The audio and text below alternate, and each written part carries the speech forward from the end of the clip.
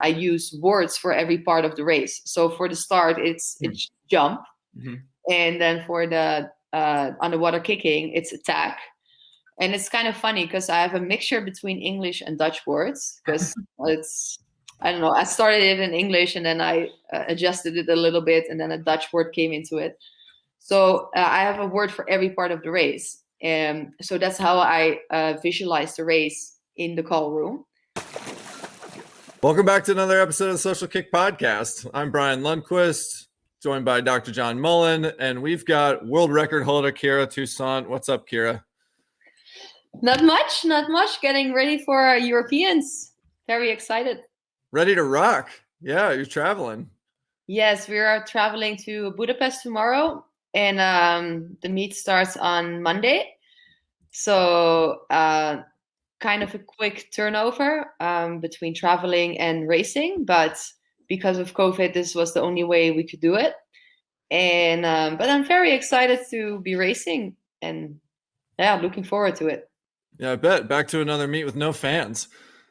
Yes, I know. It really sucks, but I'm just glad that we can at least have these championships, and they will be back hopefully soon. It feels like Budapest is the center of the swimming universe lately. I mean, you spent a lot of time there in the fall. No, yeah, for sure. And well, Budapest actually is organizing a lot of events in a lot of different sports right now. So yeah, it's nice that we can have our championships there because I don't think in any other country it would be able to happen right now. Yeah, I wonder if that's the sort of thing though that was planned, several years out, and it just so happened that we've had a lot of events that occurred in Budapest. These things, it seems like they build a calendar 4 or 5 years out, so it might just be by chance. True. Yeah. Well, with ISL, of course, they created this opportunity because of the island that we stayed on. Mm-hmm. And that was a very, very nice setting that we could stay there for 6 weeks. But I think it would have been very hard in a different city as well, because you had, where in the world do you have an island in the middle of a city next to a pool where you can just lock a bunch of swimmers on? Like, nowhere. Yeah, not something that small. I don't know. I mean, I feel like there's good opportunity for some islands in the Caribbean that could host some meets. That's not too bad. I'm just saying no to that. Yeah, who would? Yeah, not all of them have the best pools, but some do. Like in Trinidad, we were at, they have a great facility. That's not too bad. I did go to Bahamas Nationals once, but trying to do backstroke there before the wedge was a thing. We were taking surf wax. And during warm up, and you would know, like, it'd be like 40 minutes before you were going to swim because the warm up session is going to close, and you're taking surf wax and putting it all on the touchpad. So that that's illegal, right? Yeah. I've heard at my European Junior Championships, that's a long time ago, man. But there were some Russians that put it on their feet, and then you would see their footprints stand on the wall. And they would walk out of the pool with beforehand they would walk to the pool on their heels because otherwise they would get stuck. So that with the wedge. That was. Have you ever messed with any tricks like that? Just weird, quirky, either training or racing things? With the wedge, you mean? Yeah, I don't know, just weird ideas. Like for a while, we experimented with sodium bicarb. It's basically like baking soda, and what that would do to offset lactic acid. So you drink a ton of baking soda in a Gatorade before a race, which is crazy because you really didn't. I felt like I cleared lactate in 10 minutes, but then you should take them in a pill form and not just in. It's gotten better, Brian, than when you were swimming, man. yeah, I know, but I'm just saying there was that, so and then like in high school when they used to have these rules where you could stand in the gutter, you could fully stand out of the water to do a start, so you didn't have to be in the water at all. You're just standing on the gutter, and you could launch off of the gutter. But yeah, I don't know. It's always funny to me to hear about people and some of the things they do specific to racing. So just curious if you had anything quirky. Douse yourself in baby oil behind the block. Really did. No, Nice not the water. let me think. What I mean, you probably have seen with the ISL that I like talk to myself before the race. Yep. Where it's like somebody made a meme of me like doing, and that looked like it looks very funny, I think, before races. But I've been doing that since I learned it at the University of Tennessee, and I'm still using it. Mostly it's in my head, but sometimes I even say out loud. I say jump, jump, jump, jump before my start, and I guess that looks kind of funny. Is that like House of Pain? Jump, jump. Jump around. No, yeah. Oh, that's crazy. Hey, I did want to ask you something about your approach to backstroke and top arm breakout, because you're doing a couple things there that are different than a lot of people. Wow, how did you settle on some kicking a little bit on your side and then doing top arm breakout is faster for you? So when I came to the University of Tennessee in 2015, and it was the season, the Olympic season. And when I got there, my coach, the Matt Kredich, he was like, "What are you doing when you're swimming backstroke?" Like, I don't know. So this is how I learned to swim backstroke back at home. So the Netherlands is originally, we are a sprint freestyle country. Everybody does sprint freestyle. And so the way I learned to swim backstroke was in like a freestyle body position. So that was the first thing that he taught me, was a backstroke body position for swimming in the water. And it took me, I learned a complete new backstroke there when I moved there. It took me about 3 months to have the feeling like, oh, okay, I'm actually moving somewhere, or I'm actually getting anywhere. Because if you change your stroke completely, it's like you have no clue, no clue what's going on or what you are doing.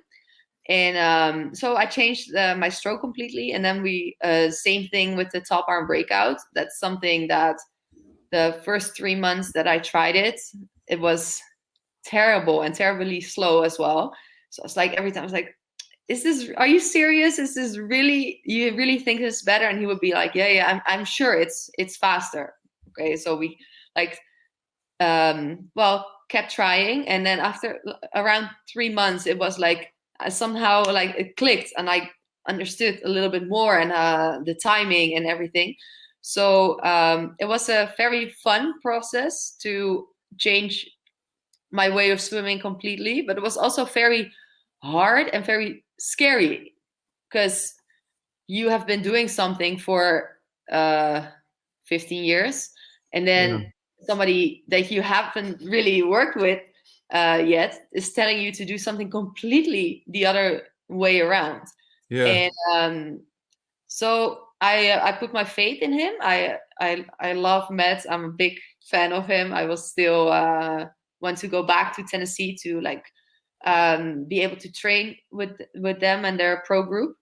But so I put my faith in the way he thought about backstroke swimming and swimming underwater swimming, and I guess it worked out. Yeah, I would say so. I'd say you've got sprint backstroke figured out. No, I remember. My mom used to be a backstroker in the past as well, and I remember calling her and be like, "Oh wow, I learned how to swim backstroke today! And you have to do this and this and this." And she would be like, "No, that's not how we did it." No, but it was a very fun time to be in, to be learning all the time. Well, you can't trust your mom. She didn't do flip turns in her day. No, she touched the wall. And she always told me, when I was a kid, she was under 10 or something. She was my coach. And she would always tell me not to look at the wall before your turn with backstroke. And then if you watch her Olympic final back in the third turn, she's like, "Oh yeah." So it's I always thought it was very funny. Good old parents trying to give advice. But your mom we don't have to dive too far into her, but yeah, she was fast, especially for someone that couldn't do flip turns. She had some quick times in the 200 back. I'm sure I you've heard know. quite a It bit took me about that. forever to beat her. It was like in 2013 or something. I went almost at her time, and I was 17 at the time. So I was like, oh, I'm gonna beat her. I'm gonna beat my mom in the 200 back. And it didn't happen till 2018 that I finally was quicker than my mom ever been. So Yeah, did you ever think about doing it in the same technology though? no, Same technology, never, same no. style. Bucket turns, practice suit. You got to look at the walls. No, oh, and then she without goggles. Oh, that's crazy. No And goggles. without goggles. Even swimming backstroke without goggles is annoying. Oh, you get a ton of water. Yeah. Yeah, I don't know how If other you people don't do underwater, I guess it's no one did it, right? Water in your eyes.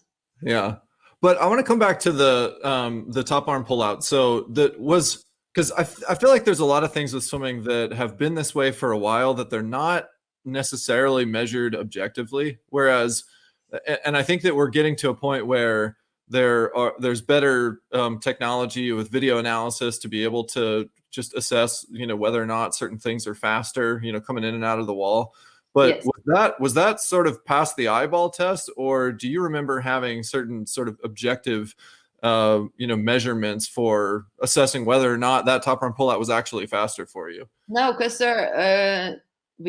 nobody else was really doing it. It was like the Tennessee breakout because only swimmers from Tennessee were doing it. So there was not really people to compare it to. And if, like, let's say I would do one pull out I do the normal way and then one top arm breakout, you always have bias in there because I don't know, did you try as hard? Did you yeah, right.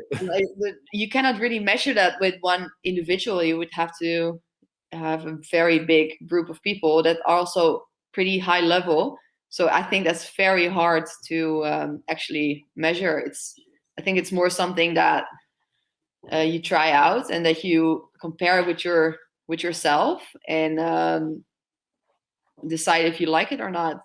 Yeah, I mean, obviously you can do like 0 to 15 times and things like that, but yeah, hard to compare it to other people. But obviously, Tennessee crew, Matt Credits, you guys always doing something different. He's a very creative coach, you know, from the relay starts to the backstroke pull out, all these different things we've seen, very novel things from that university.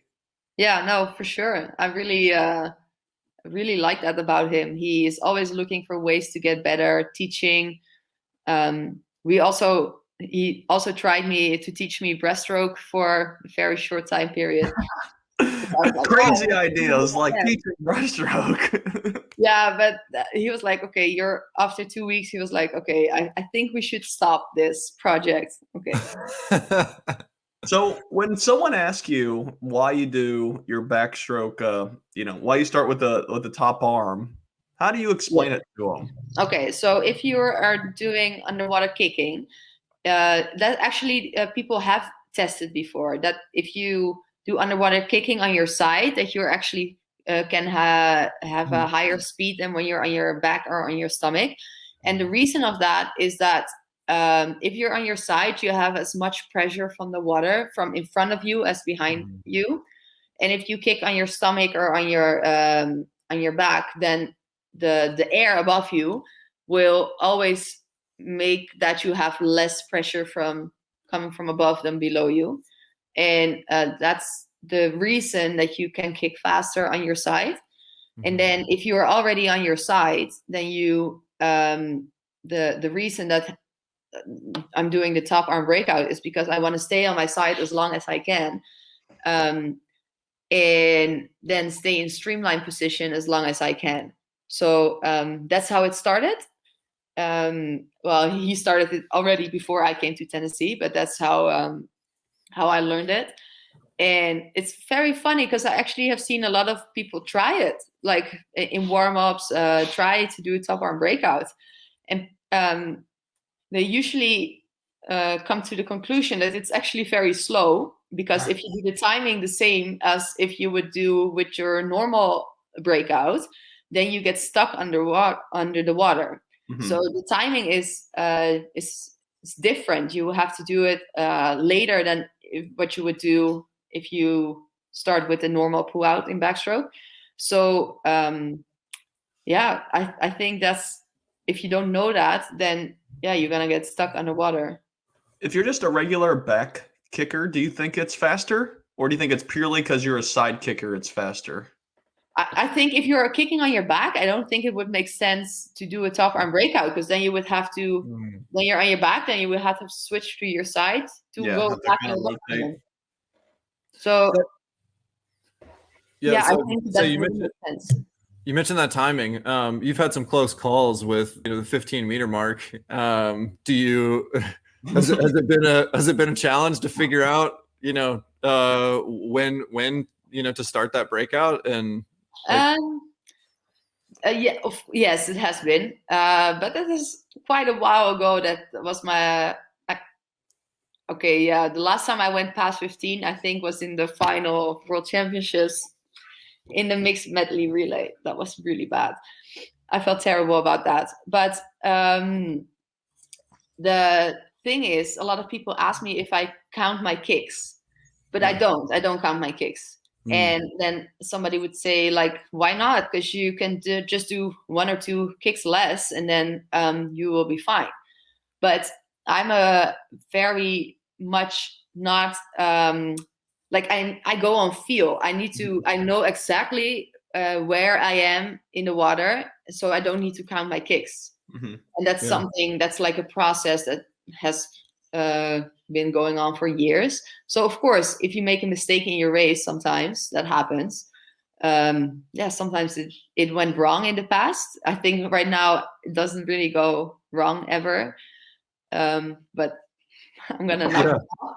Well, that's one of the things that's hard about being a backstroker. And obviously, I think short axis strokes are impacted by this pretty heavily too, because people, you're trying to judge the distance to the wall, and there's a heavy penalty for coming up short or really stuffing the wall on breaststroke or butterfly.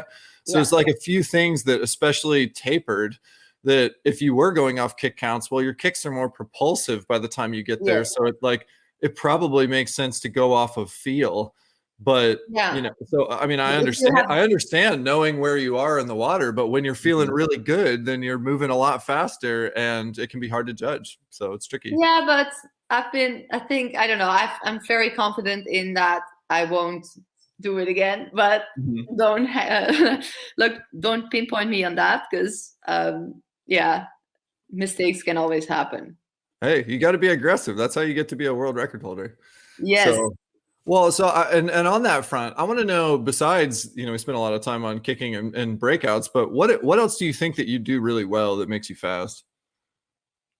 I think I can learn really quick. So if you tell me to we use underwater cameras quite a lot, because we have them in our own pool in Amsterdam, which is very nice.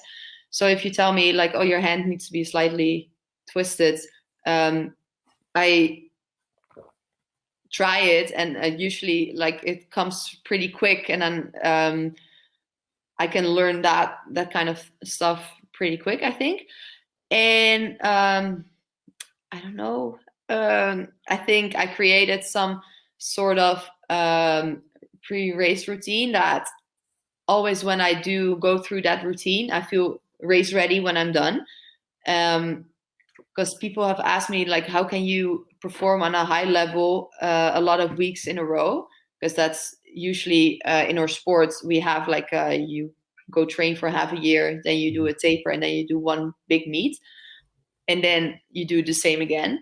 But first of all, I would hate that life, because then I would be training all the time and not racing. And I'm in this sport because of the racing, not of the training. So my coach has the philosophy that doing a lot of races is a good way of training, because then you get the best, how everything feels on the highest speed.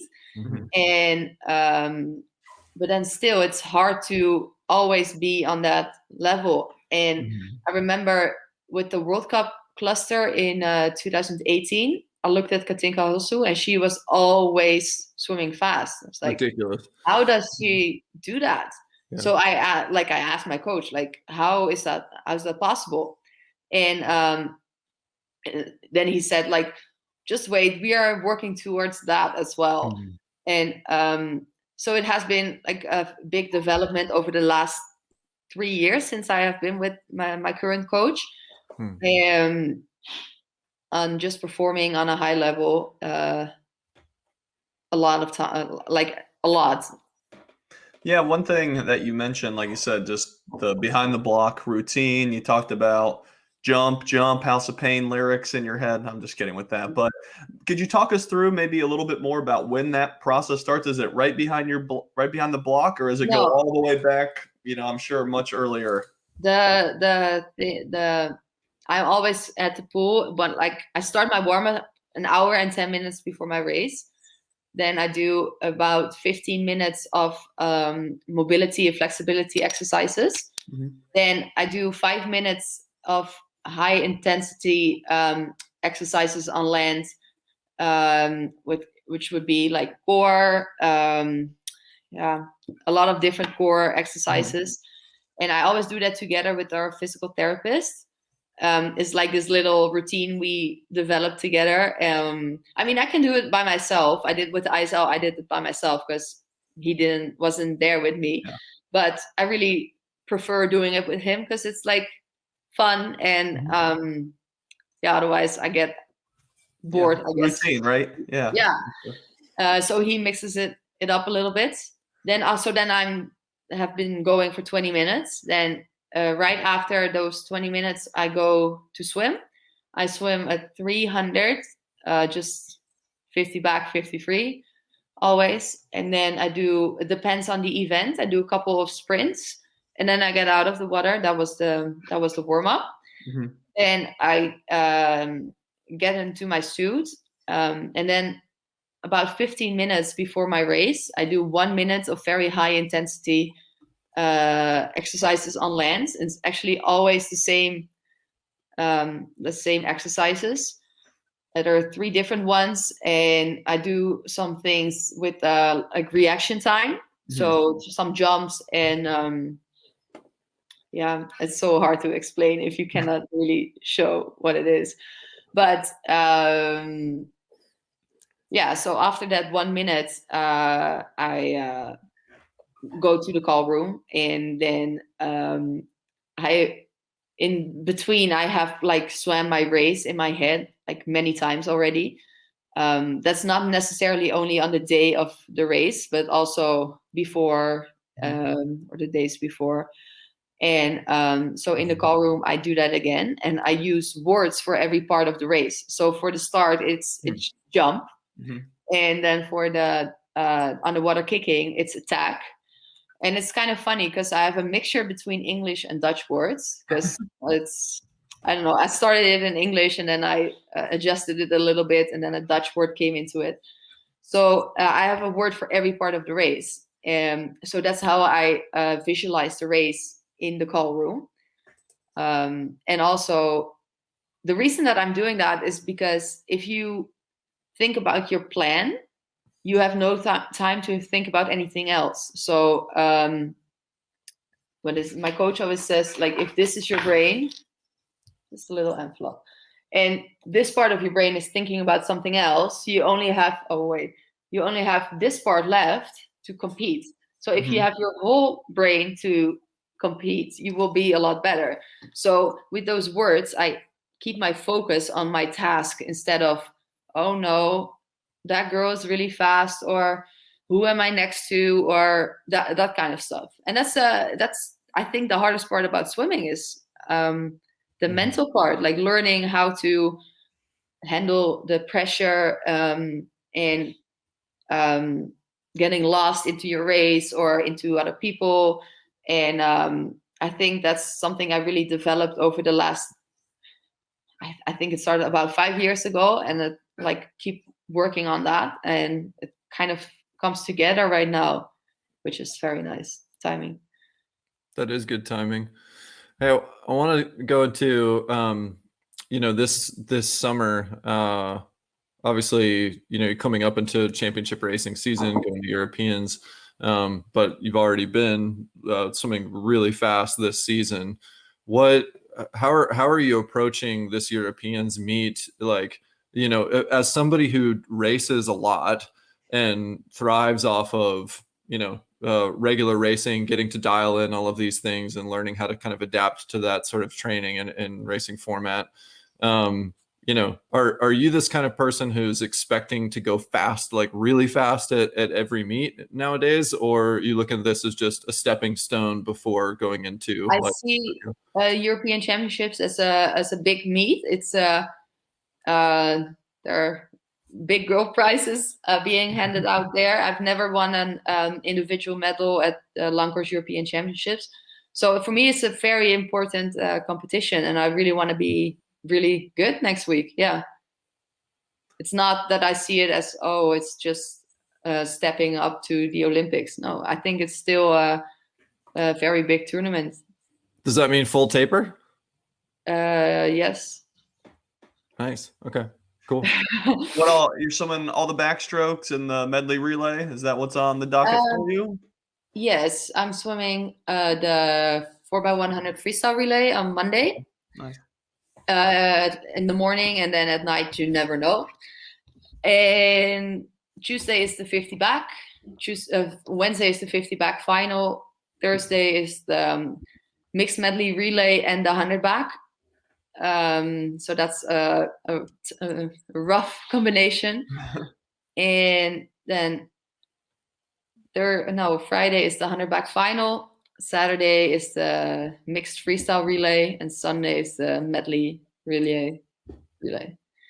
All right, give us a sense of the Dutch team environment. What's life like when you get to meet up with your teammates and who's cutting it up, who's funny, who's super serious? Oh God. Are they all gonna watch this? That's the question. No, who I hate. No. No, I have a nice group of people. We have 2 different training groups in the Netherlands, 2 high performance centers, one in Eindhoven and one in Amsterdam. So I'm in the one in Amsterdam, and we have a group of 6 people training there. And they call me grandma because they think with my 26 years, I'm very old.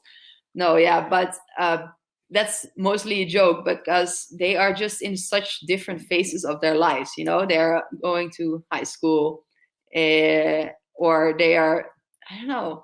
I just bought a house. I have a fiance, so they all think like I'm grandma.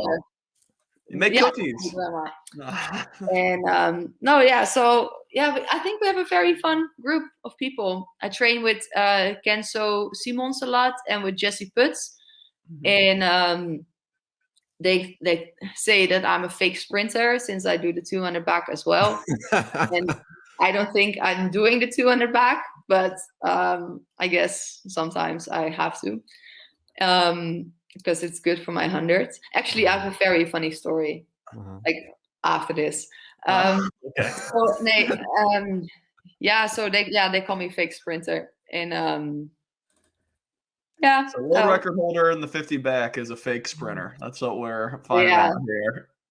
Damn it! Life goal to be words out in their eyes. Yeah. Let's say you've got a nice retort to that. I'm sorry. Let's say you've got a nice response to that. Oh yeah, no, but the funny thing was, we were on a training camp right before the Europe or last Olympic qualification tournament in April, and I have like this. Well, I don't really like the 200 back. Like I have to do it in the ISL. I did it many times because I had to swim for my team, but honestly, I'm not a big fan.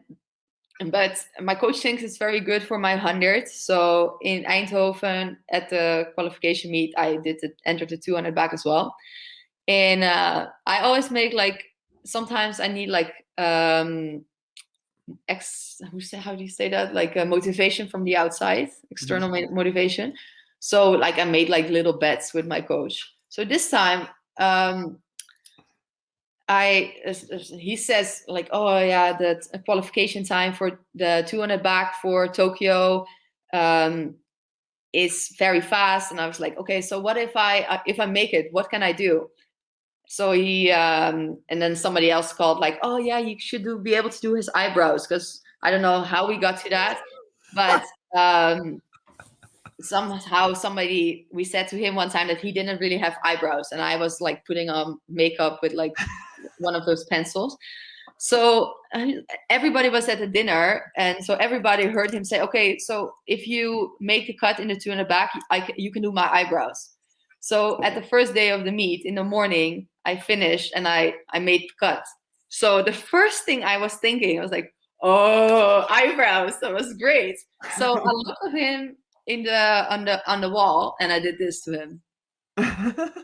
And he was like, oh no. And then I had to like give an interview that the whole pool, everybody could hear it. And I saw him like, oh no, like turn around. And I was like, okay, I'm going to share this with everybody here. So I told this story, and then, he had to let me do his eyebrows. So before the finals that day, I texted him, the saloon opens at 4. I expect you to be there. And I was nice. People put in a lot of suggestions, like make them pink or black or whatever, but I did. He actually looked better. Just trying to help him out, right? Just trying to help him out. Yes, I did. Wait, what color did they end up? No, like dark blonde. You can see it on my Instagram. It's from the meet in April. The whole video is there. It's actually really funny. It's good to bring humor like that. I feel like, there's some athletes who do a really good job of just keeping things lighthearted. And, I feel like that's, you talk about holding up the envelope and how to keep your brain fully clear and focused on racing. I feel like in some ways that's a way to block out all of the things that shouldn't be on the paper, it's just like, keep it the relationship with you and your coach and your team.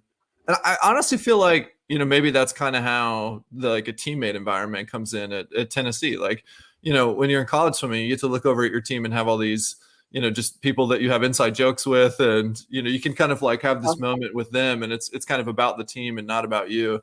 And I sometimes I think that's hard in international swimming. I had to learn that. Yeah, you're not as close sometimes. I moved back home. Sometimes I was like, because if you're in college swimming and you have like a bad day or you don't want to go train, you're like, look next to you and like, okay, well, I do it for my team. And when I moved back home, I like decided, okay, I want to continue my career. But if I had a bad day, I was like, okay, so who am I going to do this for?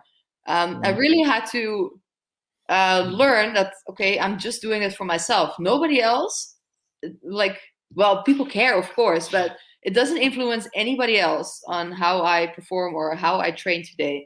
So that was, I struggled with that in the beginning when I moved back home. Do you feel like you'll have the team environment on the Dutch team now, where when you show up to meet, especially like, when you get to represent Netherlands and you're actually like on that team and not swimming for yourself individually, do you feel like that environment exists, Grandma? No, it's we are. I mean, of course, we are happy for each other if we perform well. But if my teammates perform well and I don't, it doesn't matter. It's not like we get a team score, or like if my teammate does well and they get funding, but the rest of the team does really bad and nobody else gets funding or something. Like it's an individual sport. What about ISL? You've been on 2 different teams. How's that been? I loved the whole trip to Budapest. I had such a great time. I met so many nice people, such a fun team, such a professional work. How do you say that? Like you had only just resting, eating, swimming, and fun. And I thought it was amazing. At first I was like, oh wow, 6 weeks. That's so long. What am I going to do? I don't know anybody on the team, but I had such a good time. What sorts of shenanigans are happening outside of the meet during ISL? Oh, well, a lot, but I don't know any, like, don't have any specific example as if right now. Damn. So I think you were originally only going to stay at Budapest for a little bit for the first ISL. Was it just the team environment and you were swimming well that helped you stay a little longer? Yeah. The reason I wanted to move or go train with my coach after 3 weeks at first was, well, I didn't really know what to expect. I still had to qualify for the. I was already qualified for Tokyo, but we had our Olympic qualification tournament in December, and that will be after that meet. The 4 swimmers for the relay would be decided for the freestyle relay. Wow. So that meet was important for me for just that 100 freestyle. So after a week or 2 weeks, I think, when I was there, I told my coach, I have such an amazing time here. It's really good training, fun people. And I know that relay is pretty, well, it's important to me, but it wasn't important enough for me to leave what I was having in Budapest. And another thing was I was performing well over there. And I was like, I don't even know if it's better to now go back to training without racing. I had every weekend I could race some of the best swimmers in the world. Like, where else would you get that opportunity? So at the trials, I ended up being 5th in the 100 free. So I'm the first alternate. But I'm okay. I'm completely okay with it because I made this decision. I got a lot back for it. And yeah. How does that work on the Dutch team? If you're the first alternate, do you swim prelims? Not necessarily, no. It depends on if they expect the morning swimmers to be good enough to make the final. I think at Europeans it's a lot different than at Worlds or at the Olympics. And they have the rule at the Olympics right now that if you are a relay swimmer only, and you're an alternate for a specific relay, everybody has to swim. So you cannot just bring extra people without them swimming in something. But since I'm swimming the 100 backstroke individually, that's not a problem for me.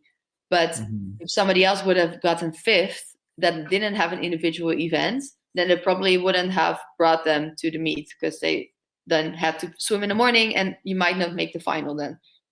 Yeah, that's the tricky part about that rule. I think it's a good rule, but it does put some pressure on the decision to take those swimmers or not. Yeah, I think it's a good rule as well because otherwise teams would just bring 8 swimmers for one relay. And I mean, the Olympic Village is already very full, but yeah, it's also a hard decision, of course. Yeah, back with ISL though. I mean, obviously, like you said, you were swimming well, set the world record in the 50 short course meter backstroke. Does anything stand out about that race looking back now? Yes, because I swam it in the semifinal, and in the 4th match with London, we already knew we made it to the semifinal.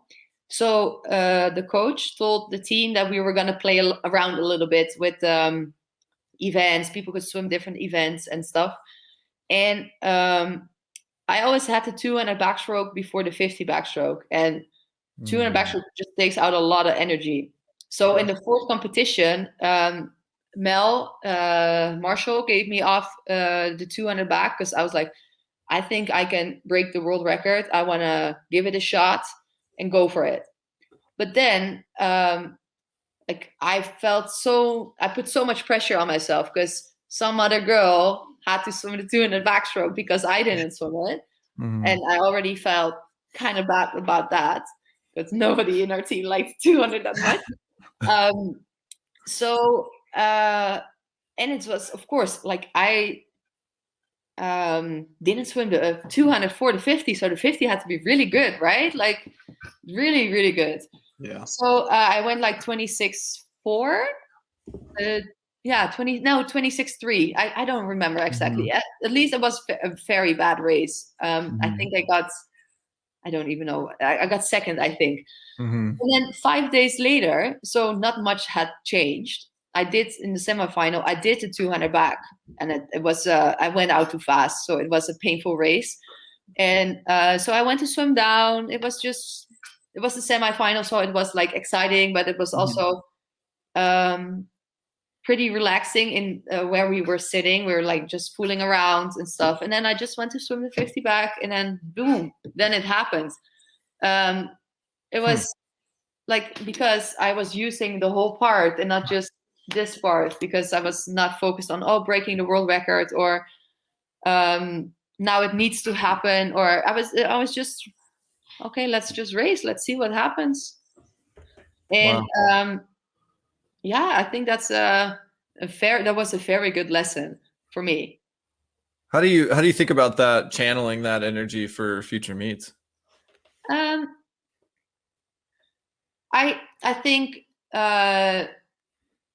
I'm more focused right now on the process, on what the task I need to perform, instead of like I want to win, but then next week at Europeans will be a very good test, because I want to win, or I want to perform well. So, but that's in swimming. That's the game, that's being good at that part is what makes the difference, I think. And I got a lot of chances to learn in that. I messed up many times. Sometimes it worked out well.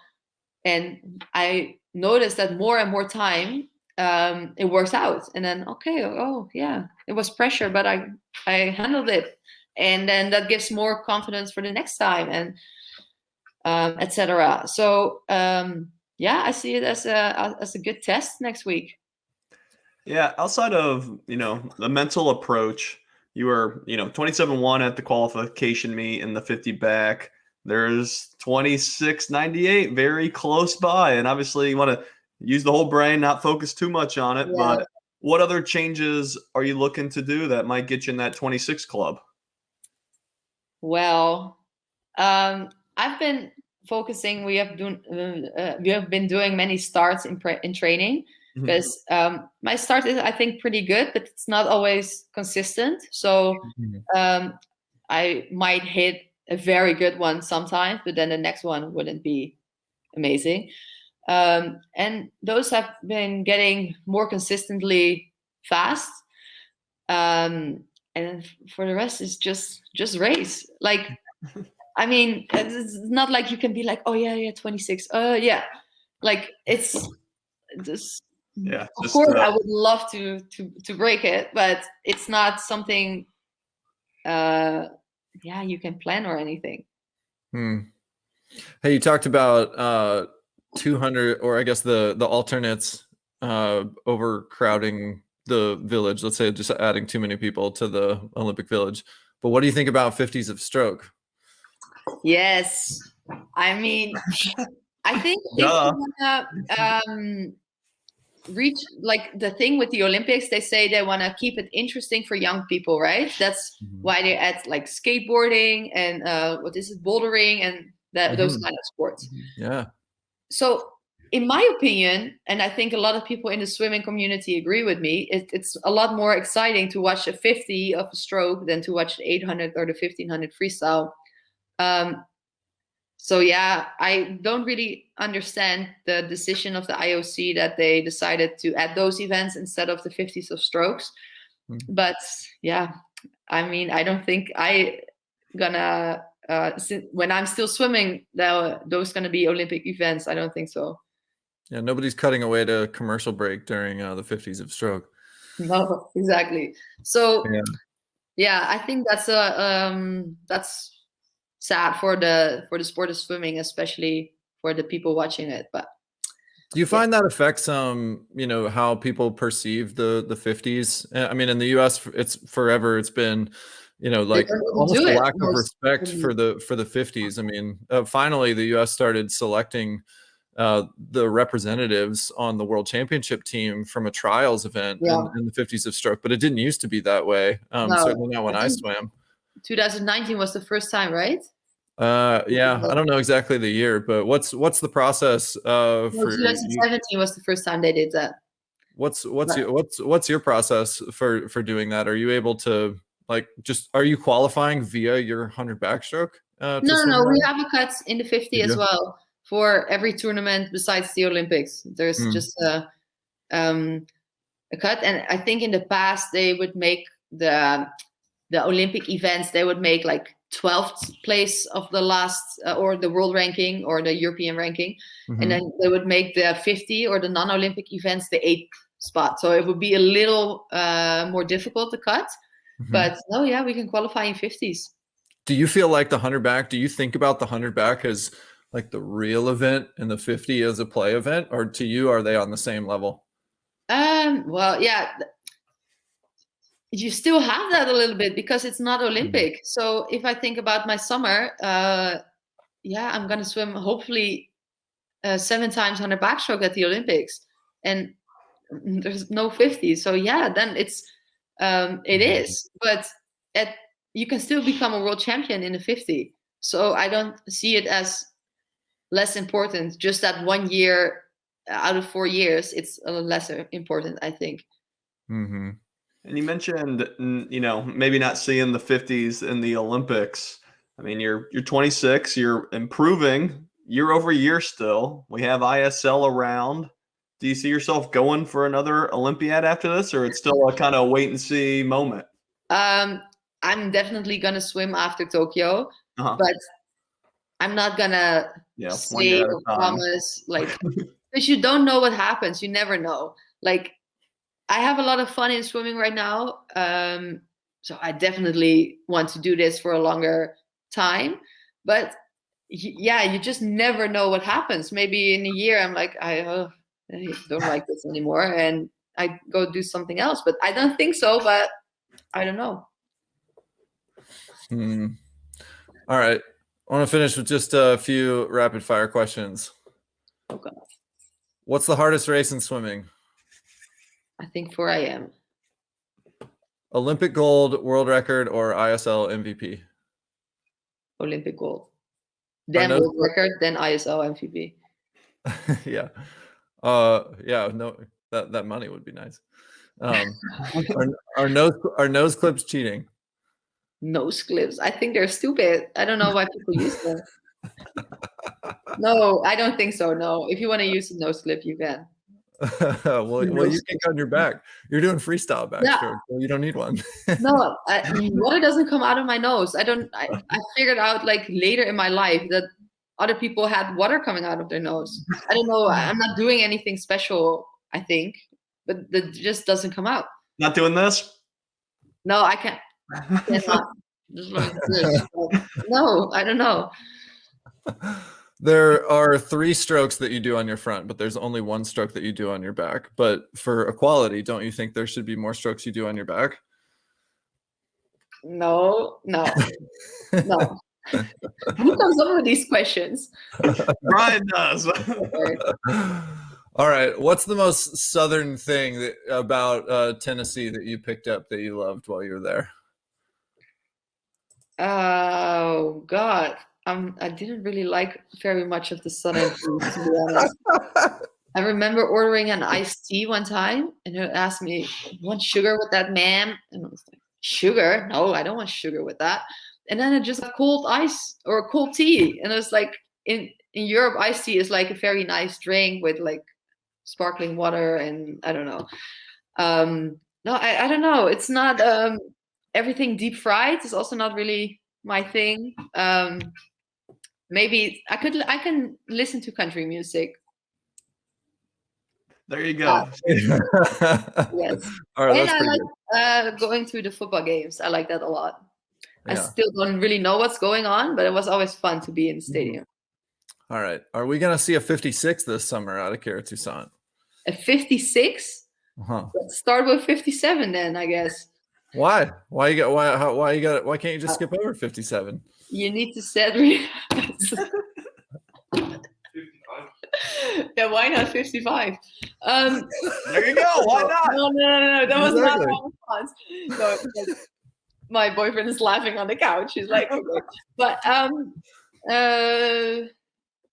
want to start with 57 because I would like to set realistic goals, and 57 would be, I would sign right now for that this summer. 57. I like it. Well, we look forward to seeing it. Kira, thanks for hanging out with us. We look forward to seeing you at Europeans. Good luck. Go fast. Thank you. Smash it. And yeah, we'll check in again soon, maybe after the summer. Sounds good. Right Thank on. you. All right. Thanks, everybody. That's it for this episode, and we'll see you next time. Hey, everybody. Thanks for hanging out with us. If you're enjoying Social Kick, tell your friends about it, and be sure to tell us what you liked by leaving a comment, and subscribe wherever you get your podcasts. Follow us on Instagram at The Social Kick Podcast. Please subscribe to our YouTube channel, The Social Kick, and you can find all of our content on our website at thesocialkick.com.